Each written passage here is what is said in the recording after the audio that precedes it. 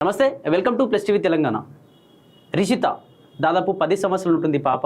పుట్టుకతోనే చెవులు వినిపించవు, మాటలు రావు. వాళ్ళ నాన్న కావచ్చు, వాళ్ళ అమ్మ కావచ్చు, శతవిధాల ప్రయత్నాలు చేస్తున్నారు.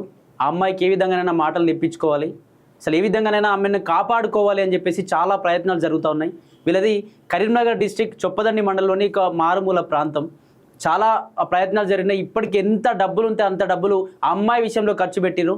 చాలామంది రాజకీయ నాయకుల దగ్గరికి పోయారు, చాలామంది నాయకులు, గ్రామీణ ప్రాంతంలో ఉన్నటువంటి ప్రతి నాయకులు, సర్పంచులు కావచ్చు, లేకపోతే మండల స్థాయిలో ఉన్న వ్యక్తులు, జిల్లా స్థాయిలో ఉన్నటువంటి నాయకులందరి దగ్గరికి వెళ్ళి అడిగేటువంటి ప్రయత్నం చేశారు. కొందరు ఆర్థికంగా ఆదుకునే ప్రయత్నం జరిగింది, కొందరు విమర్శించేటువంటి ప్రయత్నం, విమర్శలతో పాటు కొందరు మీకెందుకు ఇవ్వాలి అంటూ రకరకాల కూడా మాట్లాడారు. సరే, వాళ్ళ పేర్లు మనకు అవసరం లేదు, కానీ ఆ విధంగా ఎవరైతే మాట్లాడారో ఖచ్చితంగా వీటిని మానుకోవాల్సిందే. ఖచ్చితంగా వాళ్ళకు ఏమైనా ఒకటి ఆర్థిక సహాయం కూడా ప్రకటించాలని చెప్పేసి మేము వేరుకుంటా ఉన్నాం. మాట్లాడదాం వాళ్ళ తండ్రి, అసలు ఎప్పటి నుంచి ఈ పాపకు ఇబ్బంది ఉంది, అసలు ఏంది, ఇంకా ఎంత ఖర్చు కావాలి, అసలు ట్రీట్మెంట్ కోసం ఇంకా ఎవరైనా సహాయం చేసిర్రా లేదా అని చెప్పేసి ఒకసారి మాట్లాడదాం. వాళ్ళ నాన్న రాజశేఖర్ గారు మనతో ఉన్నారు, మాట్లాడదాం. ఆయన ఏందన్నా, అసలు ఎక్కడ మీది, అసలు పాపకు ఎప్పటి నుంచి ఇటువంటి ప్రాబ్లం జరుగుతూ ఉంది? మాది కరీంనగర్ జిల్లా రామడుగు మండలం రంగశేపల్లి. పాప పేరు రిషిత. 2016 సంవత్సరంలో జన్మించింది.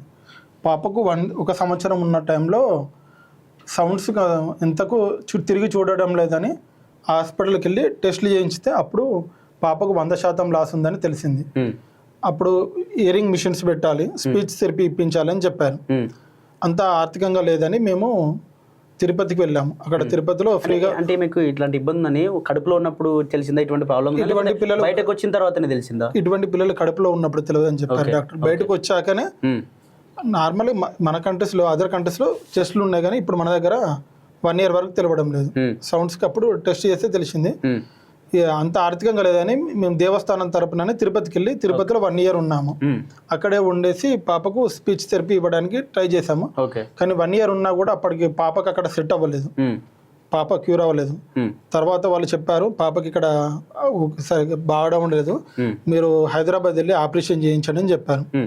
అప్పుడు హైదరాబాద్ వచ్చేసి డాక్టర్ వాళ్ళు కలిస్తే ఆపరేషన్ చేయించాలి, కాక్లర్ ఇంప్లాంట్, అది చాలా ఖర్చుతో కూడుకున్నదని. అంటే మా పరిస్థితి ఇది అని చెప్తే, లేని వారి గురించి కేంద్ర ప్రభుత్వ పథకం ఉంది, దానికి అప్లై చేయండి, బయట కొంచెం ఖర్చు అవుతుందంటే అప్లై చేసి 2019లో సర్జరీ చేయించాము. ఏ హాస్పిటల్ ఎక్కడ చేయించారు? హైదరాబాద్ ప్రైవేట్ హాస్పిటల్లో చేయించాము. 2019లో చేయించాము. 1 year ట్రీట్మెంట్ అక్కడే. డైలీ స్పీచ్ థెరపీ తీసుకెళ్ళాలి, డైలీ తీసుకెళ్ళాము. కొంచెం మాట్లాడుతున్న టైంలో కరోనా రావడం వల్ల స్వగ్రామానికి వెళ్ళిపోయాము. అలా ఉన్న టైంలో 2022లో పాపకు ఆపరేషన్ ఇక్కడ తలలో జరిగింది. లోపల మిషన్ ఉంది, చెవు పైన మిషన్ ఉంటుంది. అది ఆపరేషన్ అయిన ప్లేస్లో ఇన్ఫెక్షన్ వచ్చింది. ఇన్ఫెక్షన్ వస్తే మళ్ళీ ఆపరేషన్ చేయించాలి. అప్పుడు నాయకుల దగ్గరికి వెళ్ళాను, అంతకుముందు వెళ్ళాను, తర్వాత వెళ్ళాను, పట్టించుకోలేదు. మా ఊరి ప్రజల సహకారంతో అమౌంట్ కొంచెం కలెక్ట్ చేశారు. నేను బయట తెచ్చుకొని హాస్పిటల్ వారి సహకారంతో సెకండ్ టైం ఆపరేషన్ చేయించాను. జరిగిపోయింది. 22లో అలా జరిగిపోయిన తర్వాత 23లో చెవి పైన ఉన్న మిషన్ చెడిపోయింది. చెడిపోవడం వల్ల కొత్త మిషన్ తీసుకోవాలి. ఆ మిషన్ తీసుకోవడానికి 7.5 లక్షలు ఖర్చు అవుతుంది. ఆ నాయకుడు ఇస్తానని అన్నాడు.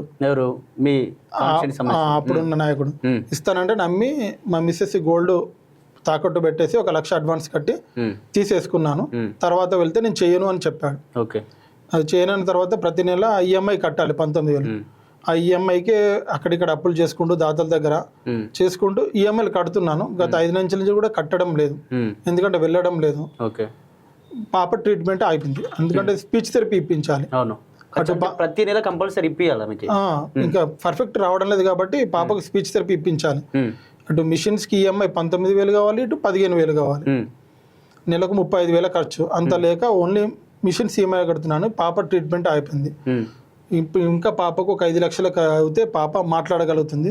దాతల సహకారం కోసం అంటే మాట్లాడుతుంటే పూర్తిగా మాట్లాడుతుందా, మళ్ళీ అది కూడా ఓన్లీ కొద్దిగా నేను మాట్లాడదు ఈ స్పీచ్ థెరపీ ద్వారా కూడా? పూర్తిగా అంటే మనలాగా పర్ఫెక్ట్ రాకున్నా కూడా తను చెప్తుంది.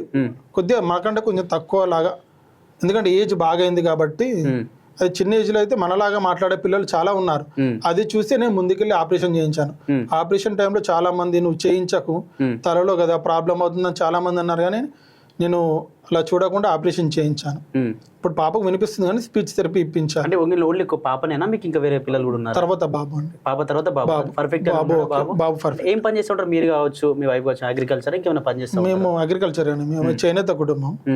మేము అంతకుముందు ఒక ప్రైవేట్గా టీచర్గా చేశాను.